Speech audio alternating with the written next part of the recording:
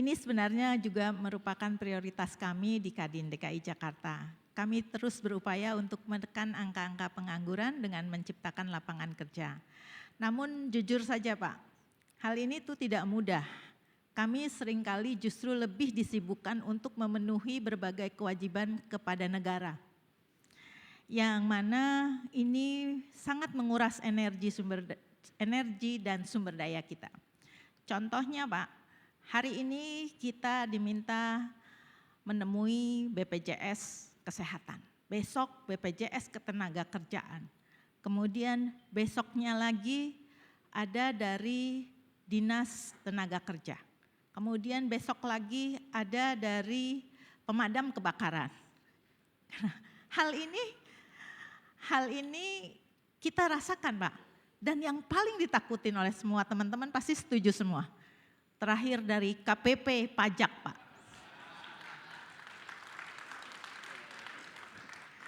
Nah kami berharap semoga hal ini bisa diatasi ya Pak jika Bapak terpilih nanti. Siap. Kita sekarang akan masuk Pak ke topik yang kedua mengenai UMKM. Pertanyaannya adalah berdasarkan data Jakpreneur di tahun ini, angka digitalisasi UMKM di Jakarta mencapai 91%. Tapi masih perlu didorong oleh pemerintah untuk bagaimana UMKM bisa berkembang lebih besar. Nah, jika Bapak terpilih, apa kebijakan yang akan Bapak ambil untuk mendukung digitalisasi UMKM di Jakarta untuk mencapai 100% Pak? Jadi jika sudah mencapai 100%, Bapak akan melakukan apa sehingga dampak yang dihasilkan kita berharap berkelanjutan. Silahkan Pak. Baik, jadi ini angkanya udah tinggal sekitar 9% lagi ya. Betul. Seharusnya mudah ya, 9% lagi. Nah, untuk bisa kita dorong menjadi 100% ya, kita tadi punya program ya yang namanya Warung Independen ya. Warung Independen ini sama seperti UMKM Go Digital ya. Di dalam Warung Independen ini ada pelatihan-pelatihan offline ya yang nanti para warga atau para UMKM bisa datang ke Warung Independen itu untuk melakukan konsultasi ya. Jadi kita nanti ada namanya tim pembina ekonomi yang mendampingi para warga, khususnya juga para UMKM, agar dia bisa berkembang, bisa mencapai kesuksesan, bahkan kesuksesan yang berulang-ulang, itu tugasnya. Nah, kemudian dengan kita sebut UMKM Go Digital ini, kita akan pastikan, ya kita akan latih, dia bisa end to end, sehingga dari situ dia bisa mendapatkan pasar yang lebih besar lagi. Ya. Yang pertama, mereka itu sudah memiliki akses internet gratis di rumah. Ya. Jadi para ibu-ibu ya yang suaminya bekerja, istrinya itu juga bisa bekerja di rumah ya dengan tadi mengembangkan UMKM-nya. Dia bisa jahit, dia bisa masak, asalkan dia kreatif, dia bisa memasukkan online presence ya. Kita kasih hosting gratis bagi para pemula selama 2 tahun untuk warga Jakarta. Jadi produknya bisa langsung masuk, bisa dilihat.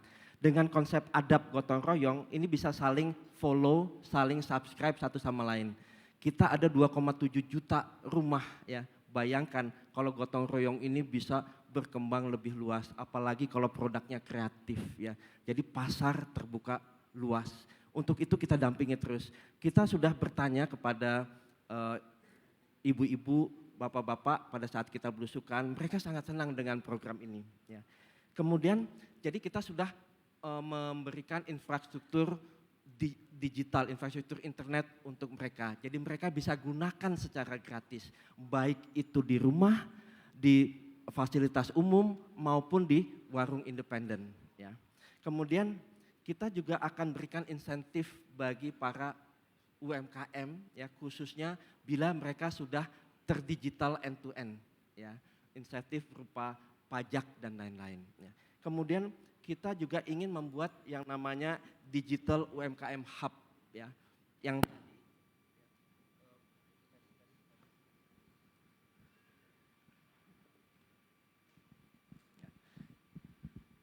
jadi suatu hub yang ke depan ini bisa menjadi kekuatan Indonesia dalam berkompetisi dengan kota-kota global lainnya.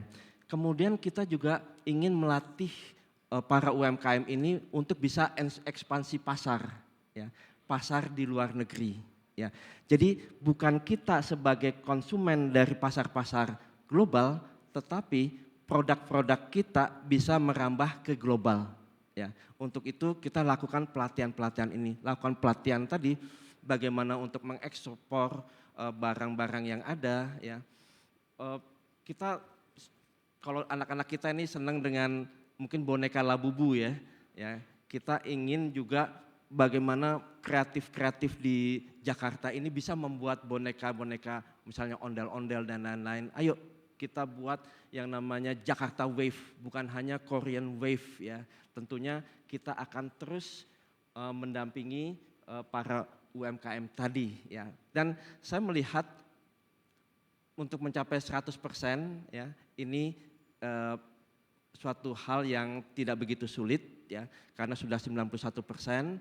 Dan untuk program Jakpreneur yang ada ya, kita apresiasi sekali, sudah bagus, sudah 300 ribuan entrepreneur yang sudah dibimbing. Kita akan lanjutkan program ini, kita teruskan dan kita tingkatkan sebanyak mungkin warga Jakarta dengan internet gratis. Mereka nanti bisa bekerja sebaik mungkin. Bagi para ibu-ibu, mereka bisa mengurus anaknya juga sambil bekerja di rumah ya, sehingga ini menjadi lebih nyaman lagi bagi mereka.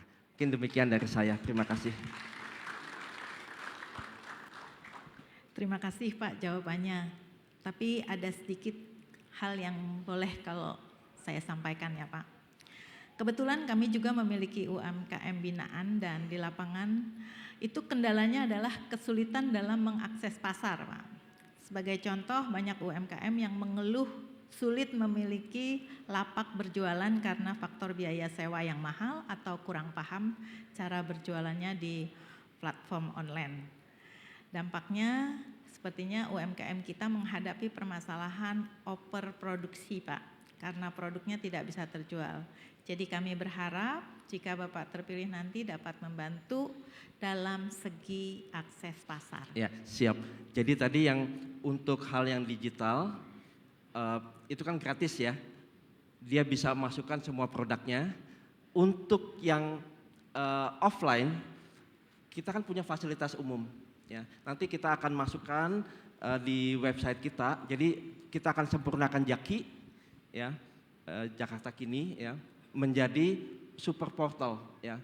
Jadi nanti semua aplikasi seperti kesehatan, pendidikan, transportasi dan lain-lain, ini semuanya menyentuh kebutuhan daripada para warga. Jadi bukan hanya e-government, tetapi kita jadikan Jaki ini sebagai semua aplikasi yang menyentuh tadi kesejahteraan mereka. Nah, nanti kita akan tunjukkan lapak-lapak mana yang available, apakah itu di kelurahan, ya, atau di kecamatan, atau di berbagai aset-aset Pemda DKI, ya, sehingga nanti mereka juga bisa berjualan secara offline juga dan juga secara online, kan seperti itu. Baik, terima kasih Pak. Kita akan masuk ke sesi berikutnya yaitu pertanyaan dari audiens yang telah hadir. Saya berikan kesempatan. Silahkan kepada teman-teman yang ada di ruangan ini, mungkin kalau berminat untuk mengajukan pertanyaan bisa menunjukkan tangan.